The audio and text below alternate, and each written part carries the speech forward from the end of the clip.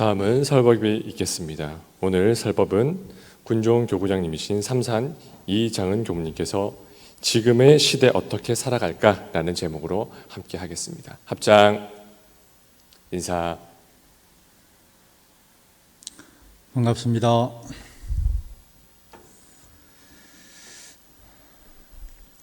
요즘은 처음 뵙는 인사말로 별거 없으시죠? 또는 많이 힘드시죠? 그런 인사말이 어울리는 시대인 것 같습니다. 저는 오늘 이 법회를 통해서 코로나를 비롯하여 태풍 등 계속되는 자연재해, 경제의 어려움 등 살기 힘들다는 시대 상황 속에서 나는 과연 어떻게 살아야 될까? 라는 주제로 한번 함께 생각해 보고자 합니다. 우리는 그동안 살아오면서 그때그때 어떻게 사는 것이 잘 사는 것일까 고민하며 살아왔습니다. 아마도 이 화두는 우리가 평생 동안 가슴속에 지니고 살아가야 할 화두가 아닐까 싶습니다. 지금은 세계적으로 코로나라는 팬데믹 상황으로 인해서 수많은 사람들이 고통 속에서 살아가고 있습니다. 팬데믹으로 끝나는 것이 아닌 그로 인한 경제적 어려움에 직면해서 병들고 죽고 식량까지 기갈되는 그러한 악순환이 계속되고 있습니다. 우리나라도 예외는 아니죠. 다행히도 정부와 국민이 하나가 되어서 세계에서 제일 잘 팬데믹 상황에 대처하는 나라로 손꼽히고 있지만은 나라 곳곳에서는 현실을 마주하는 국민들이 정말 살기 힘들다고 어려움을 호소하고 있습니다.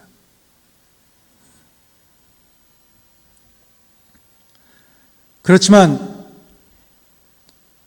지금의 이 위기 상황이라는 것이 결국 인간이 만들어 놓은 재난이기에 그것을 감당하고 또 해결해야 되는 것도 결국은 우리의 몫이라고 생각합니다. 나는 이 시대를 어떻게 살아야 될까? 만약 대종사님이 계신다면 뭐라고 말씀하실까? 내가 원불교인으로서 대종사님의 말씀을 믿고 따르는 신앙인으로서 제가 고민하는 그런 이야기입니다. 제 말씀을 두 가지로 나누어 생각해 보려 합니다. 첫 번째 이야기입니다. 인간은 사회적 동물이라고 합니다. 그러기에 우리는 관계 속에서 그 가치를 찾고 또 의미를 찾고 이유를 찾으면서 살아가고 있죠. 혹시 여기 앉아 계시는 분들 1997년 말에 우리나라에서 무슨 일이 일어났는지 아시나요? 아마 젊은 분들은 어렸을 때일 것 같은데 그래도 너무나도 우리나라의 큰 사건이기 때문에 아시리라 믿습니다. 맞습니다. IMF죠. IMF가 터져버렸어요. 우리나라의 외환 보유고가 바닥이 나서 국가 부도에 처할 그러한 상황이 발생하게 되어서 국제통화기금에 무려 220조라는 그러한 돈을 빌리게 되죠. 그렇게 되자 우리나라의 경제 주권은 없어지고 IMF가 요구하는 대로 구조조정을 하게 됩니다. 그렇게 되면서 수많은 사람들이 일자리를 잃게 되고, 그때 제일 많이 등장했던 단어 중에 몇 가지가 실업, 노숙자, 이혼, 자살. 이 자살은 무려 42%가 증가했다고 합니다. 그래서 우리나라는 미래가 어두운 시대가 되었죠. 그런데 몇 달 후 우리나라에는 기적 같은 일이 일어납니다. 전 세계에서 유례가 없는 그러한 사건이 발생하게 되죠. 전부 기억나시나요? 금모으기 운동. 한 시민단체가 발의한 이 운동에 전 국민이 동참하게 됩니다. 유치원 아이부터 시작해서 노인들까지 돌반지, 결혼 폐물, 운동선수는 금메달을, 여러분 잘 아시는 김수환 추기경은 십자가를 내놓으면서 장롱 깊숙이 숨겨놓았던 금부치들을 나라의 빛을 갚아야 한다면서, 나라가 있어야 국민이 있다고 하면서 다 내놓습니다. 그렇게 모인 금이 무려 200톤이라고 합니다. 200톤.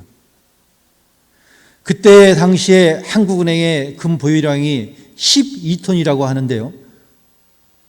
200톤이라면 뭐 상상도 못할 그러한 금이 모이게 된 것이죠. 그런데 여기서 더 중요한 것은 이 금모으기의 주역들이 아주 평범한 민초들이라는 것이죠. 이 민초들이 이루어가는 역사가 결국 10년은 걸려야 극복할 것이라는 그러한 예상을 깨고 3년 만에 IMF라는 위기를 극복하게 될 수 있었던 것입니다.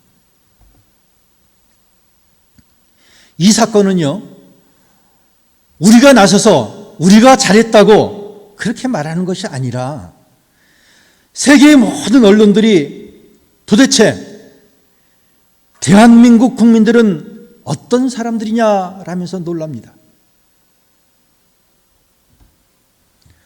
공산주의도 아닌데, 정부가 시켜서 하는 것도 아니고, 국민들이 자발적으로, 그리고 그 중심에 민초들이 있다는 것에 대해서 다시 한번 놀랍니다.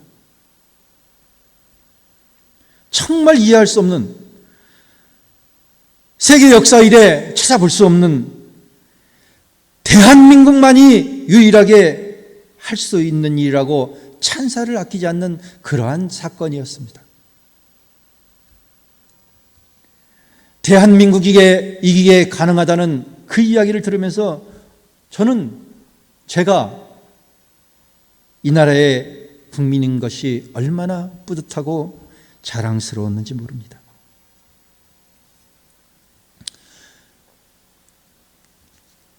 지금 전 세계 언론에서 코로나에 대한 제일 대응을 잘하고 있는 나라로 우리 대한민국을 꼽습니다. 그 내용 중에 제일 눈에 띄는 것은 대한민국의 국민들은 마스크를 잘 쓰고 다닌다는 것이죠. 일부 철없는 사람들이 마스크 때문에 문제를 일으키는 뉴스를 통해 들어보면 일부 그런 사람들이 있지만 그래도 대다수의 국민들은 마스크를 잘 쓰고 다닌다는 것입니다. 그런데 해외의 언론들이요, 한국인들이 마스크를 잘 쓰고 다니는 것에 대해서 이렇게 평가를 합니다. 대한민국의 국민들은 마스크를 착용하는 것이 다른 사람들을 보호하는 것이 나를 보호하는 것이다 라고 생각을 하기 때문에 마스크를 잘 쓰고 다닌다고 이야기를 합니다. 우리나라에 이것이 대한민국의 국민성이다 라고 이야기들을 합니다. 저는 이 뉴스를 접하면서요, 어쩌면 우리나라의 보통 사람들은 더불어 산다는 의미를 가장 생활 속에서 그리고 삶 속에서 실천하는 사람들이 아닐까 하는 그러한 생각을 해봤습니다. 그래서 인생은 혼자가 아니라 더불어 사는 것이고 이웃을 보호하는 것이 바로 나를 보호하는 것이고 이웃을 위할 줄 아는 것이 곧 나를 위하는 것이다. 그러한 철학이 민족성으로 배어 있는 것이 아닐까라는 생각을 해봤습니다.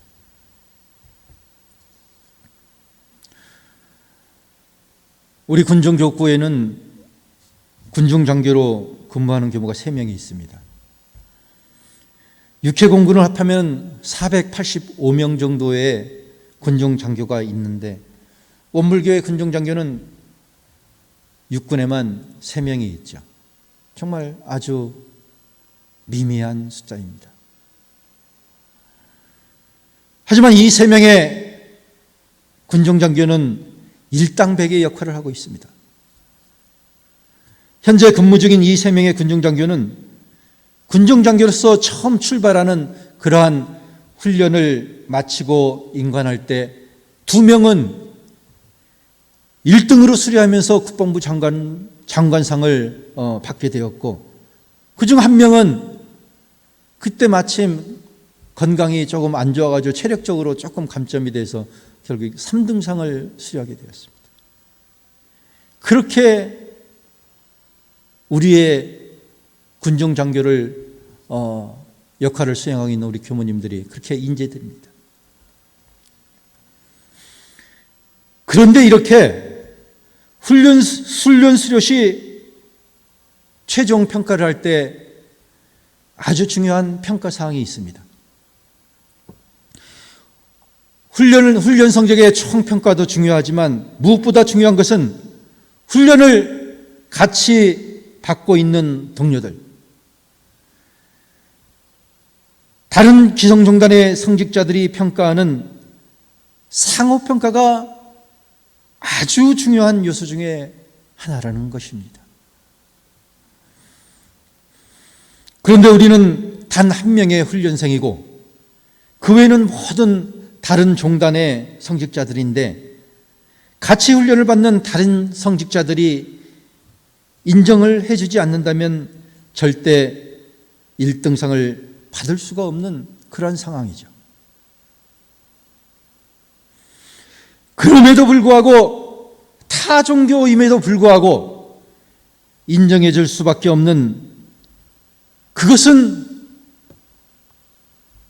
무엇 때문이었을까요?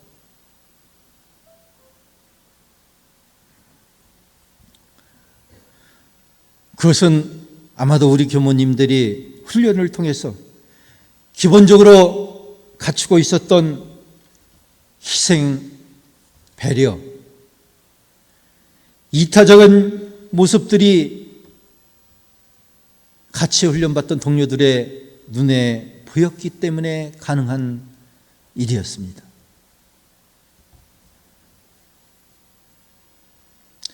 제가 훈련을 마친 그들에게 애썼다고 이야기하니 그들이 이렇게 말합니다.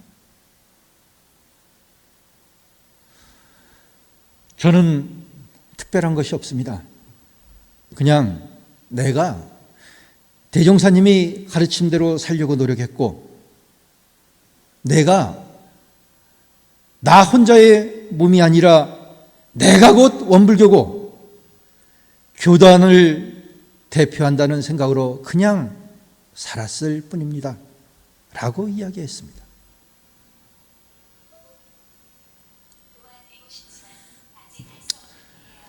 정전 수행편 15장 병든사회와 그 치료법에서 대종사님은 자리주의를 버리고 이타주의로 나아가면 병든 사회의 치료가 잘 될 것이다 라고 말씀하십니다. 대종경영훈품 21장에서 대종사님은 중생은 영리하게 제 일만 하는 것 같으나 결국 자신의 해를 보고, 불보살들은 어리석게 남의 일만 해주는 것 같으나 결국 자기의 이익이 되나니라 하셨습니다.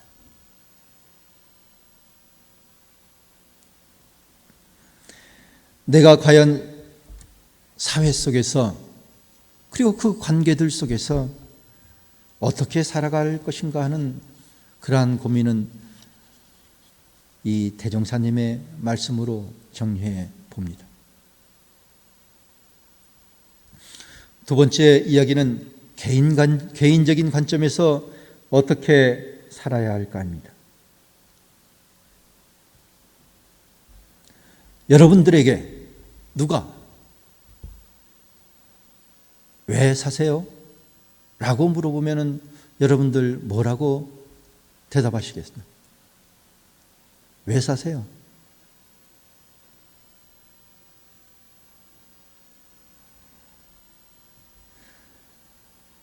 아마도 대부분의 사람들이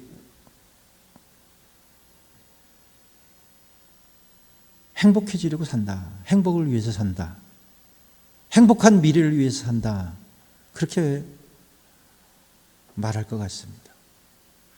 저도 누가 저에게 왜 사세요? 라고 물으면 저도 그렇게 대답할 것 같아요. 제가 출가를 한 것도 이렇게 살면 행복할 것 같아서 저 스스로 선택을 했고, 그 꿈을 이루기 위해서 지금 열심히 살고 있습니다.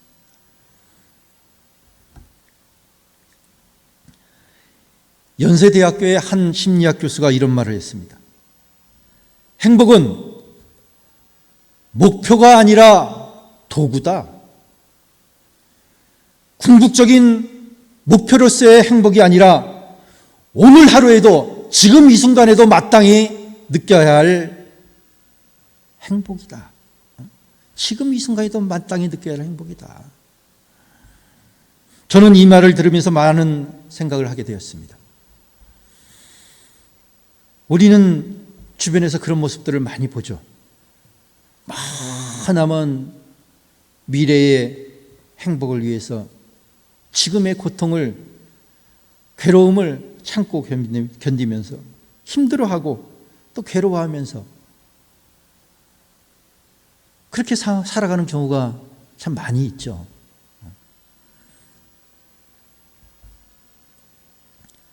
하지만 이 교수는 먼 행복을 위해 오늘 하루를 고통스럽게 살아가는 것은, 그것은 착각이라는 것입니다. 착각. 물론 미래는 생각 말고 순간순간을 쾌락적으로 살아가라는 얘기는 절대 아닙니다. 그러면서 행복은 크기가 아니라 빈도라고 이야기합니다. 100점짜리 행복을 10일에 한 번 느끼는 사람보다 10점짜리 행복을 10일 동안 매일 누리는 사람이 훨씬 더 건강하고 오래 산다는 것이죠. 저는 이 이야기를 우리식으로 이야기를 하면은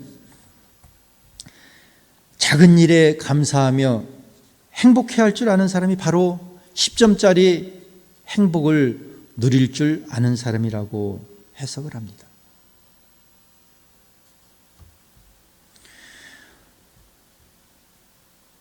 우리 교단의 선진 중에 이운혜라는 분과 여청운이라는 분이 있습니다. 이운혜 선지는 정산정사님의 어머님이시고, 여청운 선지는 정산정사님의 부인이시죠. 정토님이시죠. 두 분이 고부관입니다. 그런데 이 두 분이 경상북도 성주에서 살다가 소태산 대종사가 있는 영광으로 이사를 하여 살게 되었습니다. 생활에 어려움이 적지 않아서 직접 나무를 하면서 살아야 됐습니다.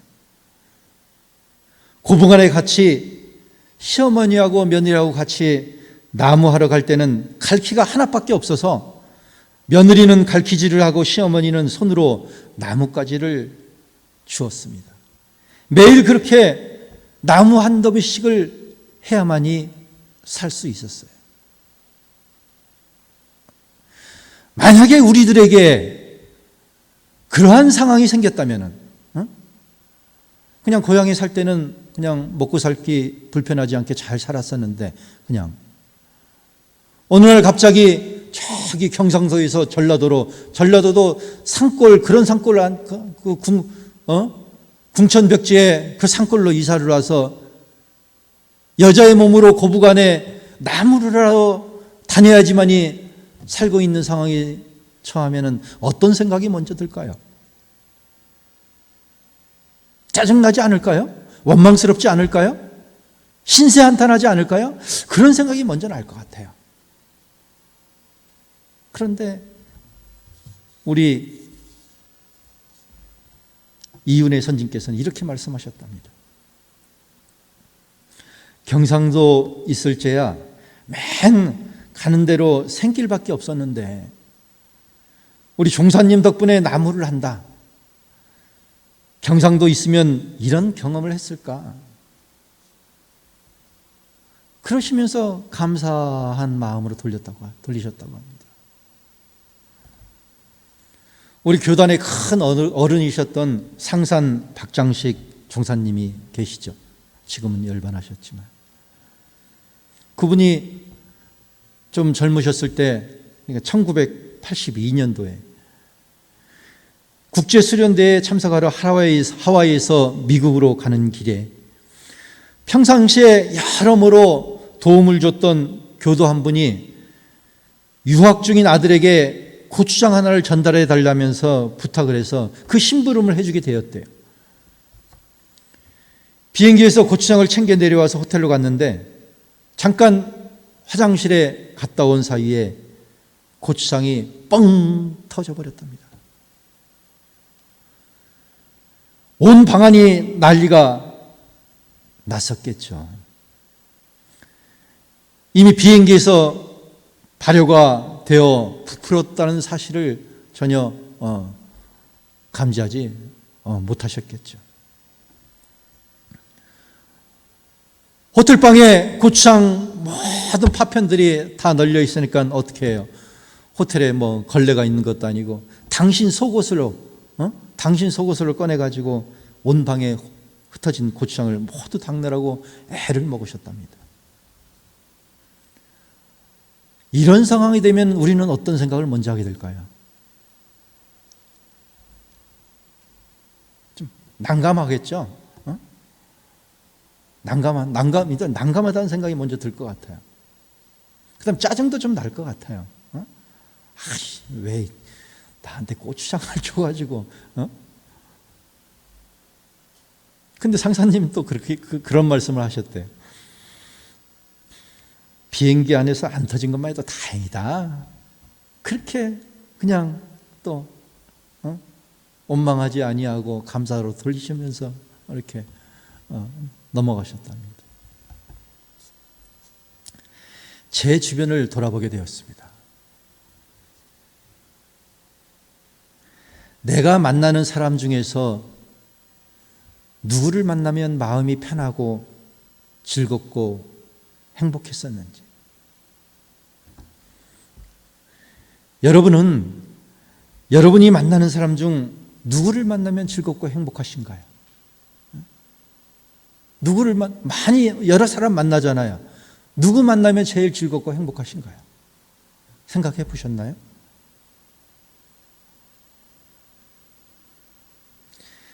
저는 제 입장에서 이런 생각을 해봤습니다.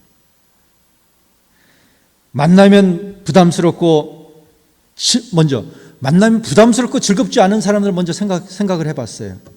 이런 사람들 만나면 부담스러웠습니다.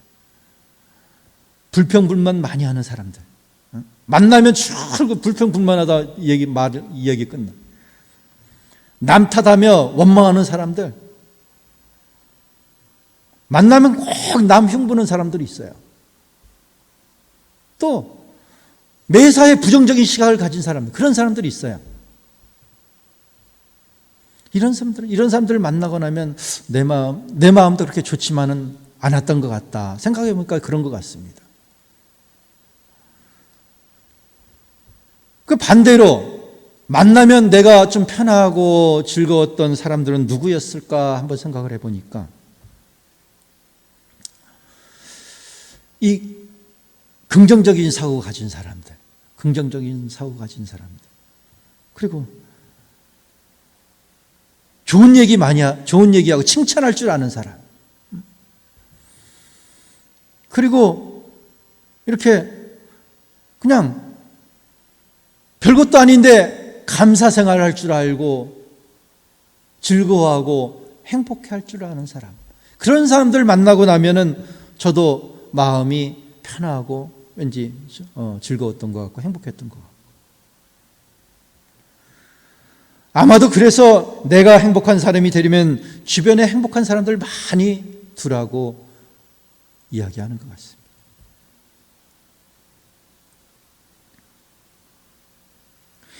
모든 일을 긍정적으로 생각하려 하고 작은 일에도 감사 생활을 하는 사람들을 만나면은 나도 기분이 좋고 즐겁고 행복해지는구나 라는 생각을 했습니다. 또 이런 생각을 해봤어요. 바꿔서. 그렇다면 나를 만나는 사람들은 나를 만나고 나면 과연 어떤 생각이 들까? 여러분도 한번 그 생각을 해보셨나요? 수많은 사람들을 만나는데 나를 만나는 사람들은 상대방들이 만나고 나면 과연 어떤 생각이 들까? 기분 좋을까?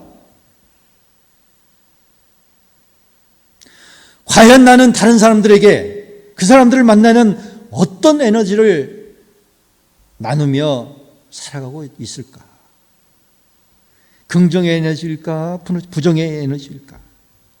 나를 만나면 행복하다고 할까? 나를 만나면 기분이 별로다라고 할까?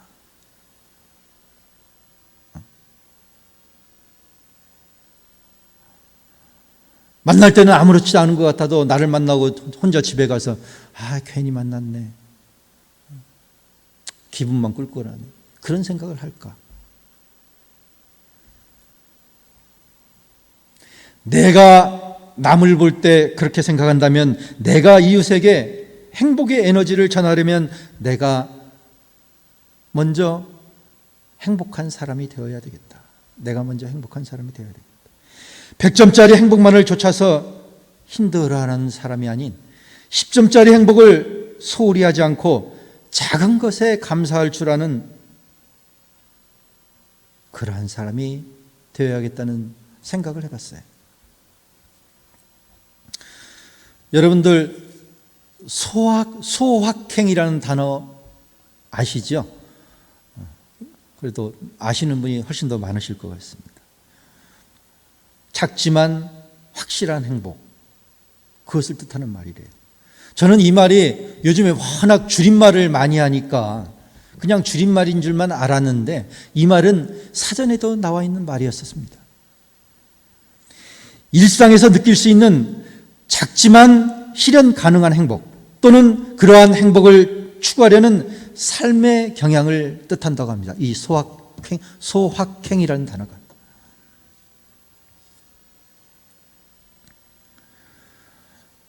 지금 코로나 자연재해 세계적으로 국내적으로 어려운 상황이다 보니 남 탓을 하며 원망 어린 소리가 많이 들리지. 그런데 남 탓해서 원망해서 해결될 수 있는 일이라면 얼마든지 그렇게 해도 좋아요. 해결될 수만 있다면. 그런데 우리는 알고 있습니다. 그렇다고 해결될 일이 아니라는 것을. 반대로 긍정의 요소를 찾아서 소확행할 수 있다면 물론 이것도 문제를 해결해 주지는 않지만 적어도 나의 삶이 괴롭지는 않습니다. 괴롭지 않은 것이 행복이라는 말도 있잖아요. 그렇다면 이것이 이 시대를 살아가는 지혜가 아닐까 생각해 봅니다. 대종사님께서 새 세상의 산 종교는 수도와 생활이 둘이 아닌 산 종교라야 할 것이다 라고 우리 영육상전법에서 말씀해 주셨습니다. 지금 사회에서 일어나는 일들을 보면 우리 종교인의 입장에서 본다면 수도와 생활이 별개이기에 발생하는 일들이라 생각됩니다. 그런데 우리는 이것을 그냥 남의 일이라 생각하지 말고 정말 반면교사 삼아서 우리를 돌아봐야 되지 않을까. 나는 교당을 다니면서 마음 공부를 한다고 하면서 교당에서는 마음 공부를 잘해요. 정말 저런 사람이 없어. 누가 봐도 그런데 교당을 나와서 가정에서 사회에서 그리고 내 이웃에게는 또 다른 모습으로 살아간다면